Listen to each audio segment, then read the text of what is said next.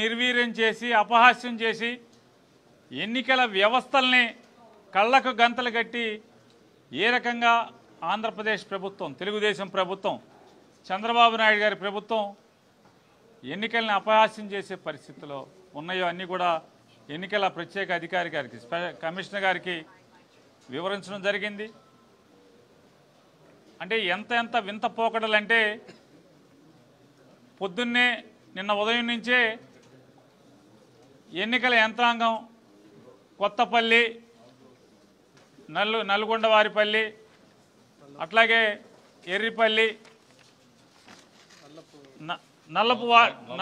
నల్లపురెడ్డిపల్లి ఈ గ్రామాల్లో నిన్న జరుగుతుంది. నిన్న జరిగిన తంతు ఏంటంటే ఓ పక్కన ఓటర్ల గుర్తింపు అంటే ఓటర్ స్లిప్ని, అంటే వారి సీరియల్ నెంబర్ ఎంత, వారు ఏ పోలింగ్ స్టేషన్కి వెళ్ళాలి, అంటే ఏ ఊరు, వేరే ఊర్లు మార్చేశారు కదా, వేరే ఊర్లకి మార్చేసిన దాని మీద ఏ ఊరు వెళ్ళాలి, ఏ ఊర్లో పోలింగ్ కేంద్రం ఎక్కడ, వీరి సీరియల్ నెంబర్ ఎంత ఇట్లాంటివన్నీ కూడా ఎన్నికల ఓటర్ స్లిప్ని పంచిపెట్టు వెళ్తుంటే కనీసం అంటే వారికి వీరికి గ్యాప్ కూడా లేకుండా, కనీసం 10 ఇళ్ళు ఒక బజారు కూడా ఖాళీ లేకుండా వీరి వెనకాలే అవి వసూలు చేసుకుంటా బయలుదేరుతున్నారు తెలుగుదేశం వాళ్ళు. ముందుగా ఓటుకి 10,000 రూపాయలు చొప్పున ఓటర్కి ఆశ చూపిస్తున్నారు. ఎవరైనా వెళ్ళి అక్కడికి వెళ్ళిన తర్వాత లైన్లో నుంచి ఉంటే ఆడొచ్చి కొడతాడో, ఈడొచ్చి పొడుస్తాడో. సాక్షాత్తు గన్మెన్లు ఉన్నటువంటి ఎమ్మెల్సీ రమేష్ యాదవ్కే ఇవాళ రక్షణ లేని పరిస్థితి.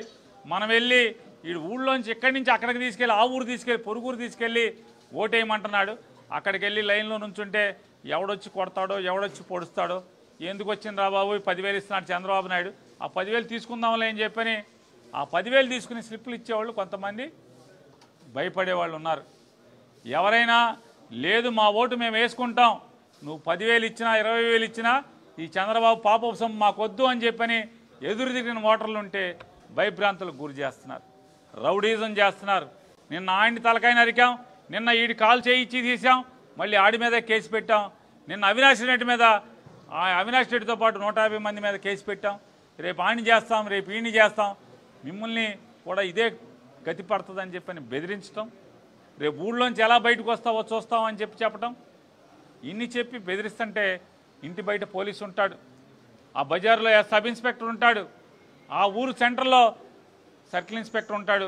కానీ ఎవడో కూడా ఒక్క అధికారి కూడా వీళ్ళని నిర్వహించడు. షాడో ఆఫీసర్లు తిరుగుతూ ఉంటారు. ఇవన్నీ ఎవరి కోసమే అంటే రోజు వైఎస్ఆర్ కాంగ్రెస్ పార్టీ వాళ్ళు వచ్చి ఇక్కడ అలరలర చేస్తున్నారు.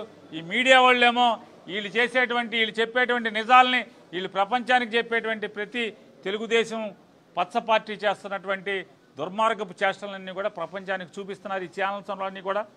కాబట్టి మనం ఏదో తూతూ మంత్రం చేద్దాం, పోలీసులను ఎక్కువ మంది పెడదాం, షాడో పార్టీలను పెడతాం, ఎన్నికల ఫ్లయింగ్ స్క్వాడ్ని పెడతాం అంటారు. ఎవడు ఊరికనే చూసుకుంటా తిరుగుతూ ఉంటారు, అందరు కళ్ళ గద్దలు కట్టుకుంటారు. అక్కడ జరిగేటువంటి అకృత్యాలు, దారుణాలు, ఈ అఘాయిత్యాలని ఎవరు పట్టించుకునేటువంటి పరిస్థితి. ఎన్నికల కమిషన్కి మాత్రం ఏమండి, నల్గొండవారిపల్లిలో మేము 300 మంది పోలీసుని పెట్టాం, ఎర్రిపల్లిలో 150 మంది పోలీసుని పెట్టాం, లేదా అక్కడ ఎన్ని మందిని పెట్టామని రికార్డు అయితే ఇక్కడికి పంపిస్తున్నారు తప్పితే అక్కడ జరిగే తంతంతా కూడా ఓటర్ స్లిప్పులు లాక్కోవటం, బెదిరించటం, విచ్చలవిడిగా అధికారులు, ఎన్నికల విధుల్లో ఉన్నటువంటి అధికారులు ఆ ఇంటి బయట ఉన్నా సరే యథేచ్ఛగా 10,000 రూపాయలు ఇస్తున్నారు. కొన్ని చోట్ల చంద్రబాబు 10,000 పంపిస్తే 5,000 టీడీపీ వాళ్ళు జేబులో పెట్టుకుని 5,000 ఇస్తున్నారంట, 10,000 తీసుకున్నామని చెప్తున్నారంట. ఇలా ఓ పక్క తంతు జరుగుతుంటే అందుకే ఇవాళ వారికి చెప్పడం జరిగింది. మొత్తం సాయంత్రానికో లేకపోతే రేపు తెల్లారుజామునికో మొత్తం మళ్ళీ ఎన్నికల ఓటర్ స్లిప్ని డిస్ట్రిబ్యూట్ చేయాలి, మళ్ళీ పంపిణీ చేయాలి, అలాగే మైకుల్లో ప్రచారం చేయాలి. ఎవరన్నా మీరు కాల్ సెంటర్ ఒకటి పెట్టాలి, ఎవరన్నా వచ్చి స్లిప్పులు అడిగినా, మళ్ళీ డబ్బులు ఎరేసినా, ఎవరైనా స్లిప్పులు ఇమ్మని బెదిరించినా వెంటనే ఆ కాల్ సెంటర్కి ఫోన్ చేస్తే వెంటనే దాని మీద చర్యలు తీసుకునేలాగా, వాళ్ళని అరెస్టులు చేసేలాగా, మీరు కట్టడి చేసుకునేలాగా చర్యలు తీసుకోమని చెప్పని కూడా ఎన్నికల కమిషనర్ గారికి చెప్పడం జరిగింది. అలాగే ఇది ఒకటే కాకుండా దాదాపుగా బైండ్ ఓవర్ చేసిన అనేక మంది వైఎస్ఆర్ కాంగ్రెస్ పార్టీ నాయకులను కానీ, లేదా ఎవరైతే బూతుల్లో రెగ్యులర్గా కూర్చునేటువంటి సాంప్రదాయం ఉందో, అలవాటు ఉందో వారందరి మీద కూడా బైండ్ ఓవర్ కేసులు కట్టారు. వారందరినీ కూడా స్వేచ్ఛగా ఎన్నికల విధులు వైఎస్ఆర్ కాంగ్రెస్ పార్టీ తరఫున నిర్వర్తించేట్టుగా మీరు చర్యలు తీసుకోమని చెప్పని, అలాగే మరీ ప్రత్యేకించి జిల్లా రెవెన్యూ యంత్రాంగం, జిల్లా పోలీసు యంత్రాంగం భారతదేశంలో ఇంతవరకు ఎక్కడా చూడనటువంటి పరిస్థితులు. ఒక ఊళ్ళో ఓటర్లందరినీ వేరే ఊరికి పోలింగ్కి తరలించేటువంటి పరిస్థితి, పోలింగ్ కేంద్రాన్నే తరలించినటువంటి వింత పోకడల్ని ఈ జిల్లా కలెక్టర్, ఈ జిల్లా ఎస్పీ కలిసి ఈ రకమైనటువంటి ఏర్పాట్లు చేయటం ప్రజాస్వామ్యాన్ని అపహాస్యం పాలు చేసేటువంటి పరిస్థితులు అక్కడ జరుగుతున్నాయి. కాబట్టి అలాగే వ్యవస్థ, ప్రభుత్వం చేస్తున్నటువంటి ఈ అకృత్యాలని ఎన్నికల కమిషన్ జోది విధిల్చి ఇవాళ ఒక్కరోజన్నా నిర్భయంగా మీ విధులు నిర్వర్తించమని చెప్పి కూడా వారిని కోరుకోవటం, డిమాండ్ చేయడం జరిగింది.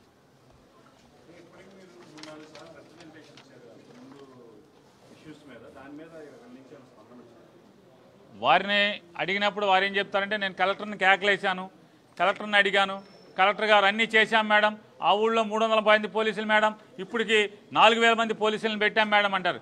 పోలీసులను పెడుతున్నారు. జగన్ గారికి ఎట్లా అయితే టూర్కి వెళ్తుంటే సెక్యూరిటీ ఇస్తున్నాం, Z+ సెక్యూరిటీ ఇస్తున్నాం అని చెప్పంటే ఎవరు కారులోంచి దిగరు, ఎవరు జగన్ గారి పక్కకి రారు.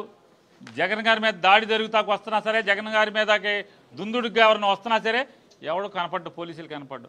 అదే రీతిలో ఇక్కడ ఉన్నామంటే ఉన్నాం, పేపర్ మీద మాత్రం 100,000 మంది పోలీసులను డిప్లాయ్ చేసినట్టుగా చూపిస్తారు తప్పితే అక్కడ తెలుగుదేశం పార్టీ వాళ్ళు చేస్తున్నటువంటి దురాఘాతాలు, దాడులు, అకృత్యాలు, ఓటర్లని భయభ్రాంతులకు గురి చేసేటువంటి అన్ని పోకడలను కానీ, డబ్బు విచ్చలవిడిగా ఎదజెమ్మి ఓటర్ని లోపరుచుకునేటువంటి కార్యక్రమాలను ఏది కూడా నిలువరింప చేయకుండా ఉండటం అనేది ఇవాళ ఎంతమందిని పేపర్ పోలీసు, పేపరు ఎలక్షన్ ఆఫీసర్లుగానే కనపడుతుంది.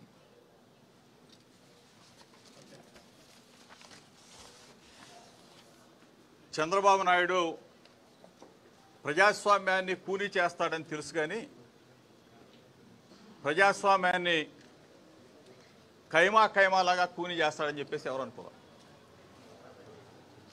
ఒక పులివెందుల జెడ్పీటీసీ స్థానం గెలిస్తే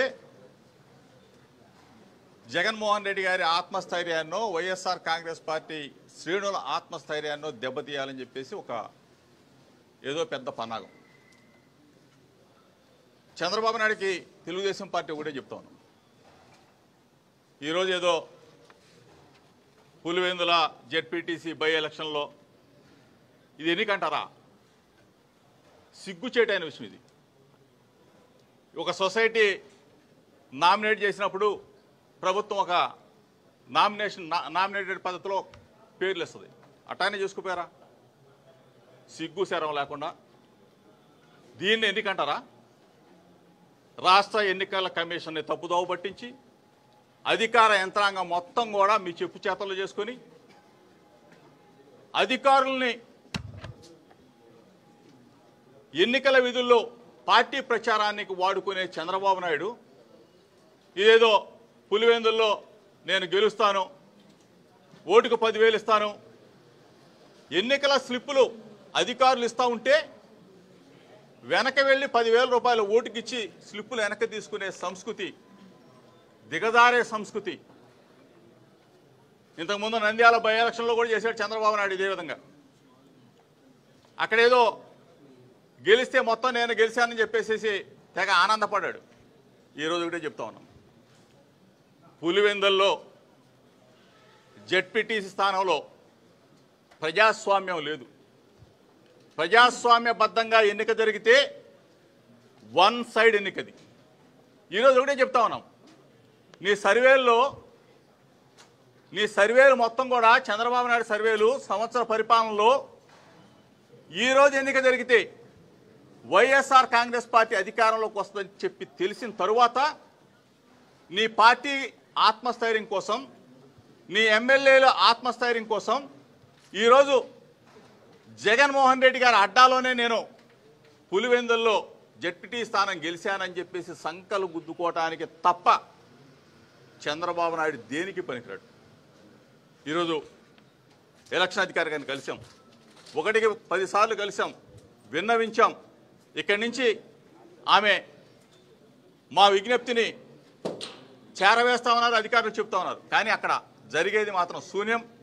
ఈరోజు కూడా చెప్పాం, అమ్మా ఇట్లా జరుగుతూ ఉంది, ఎన్నిక స్లిప్పులు ఇస్తా ఉన్నారు, ఓటర్ స్లిప్పులు ఇస్తా ఉన్నారు, మళ్ళీ స్లిప్పులు ఇచ్చిన తర్వాత డబ్బులు ఇచ్చి వెంటనే వాటిని వెనక్కి తీసుకుంటా ఉన్నారు.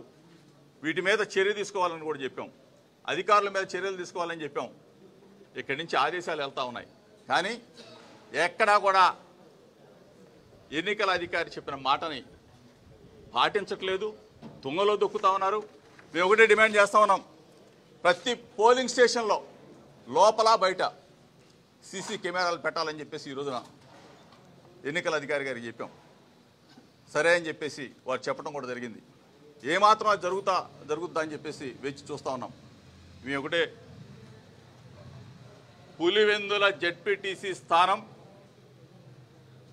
ఒంటిమిట్ట కానీ కడప జిల్లాలో ఏదో జరిగిపోద్ది, ఏదో చేసేయాలని చెప్పేసి మంత్రులు, ఎమ్మెల్యేలు, మొత్తం అధికారంగా మొత్తంగా పోలీస్ వ్యవస్థ అంతా మీరు తల్లకిందులు తపస్సు చేసినా సరే వైఎస్ఆర్ కాంగ్రెస్ పార్టీ గెలవటం ఖాయం.